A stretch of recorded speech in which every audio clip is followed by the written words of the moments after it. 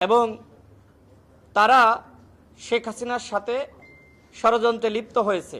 ঠিক একইভাবে আজকের এই আলোচনা দেখে মনে হচ্ছে যে আমরাও শেখ হাসিনার সাথে হাত মিলিয়েছি। যেভাবে আজকে ভিন্ন মত দেখলাম, বিশেষ করে যে দলগুলো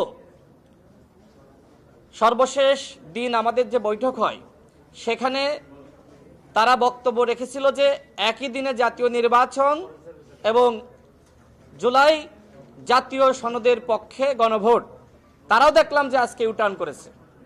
তারাও এখন বলছে জাতীয় নির্বাচনের আগে গণভোট।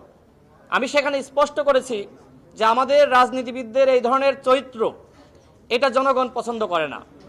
আপনি সকালে একটা বলবেন, আপনি বিকালে একটা বলবেন, আপনি আজকে একটা বলবেন, কালকে একটা বলবেন, এটা তো হইতে পারে না।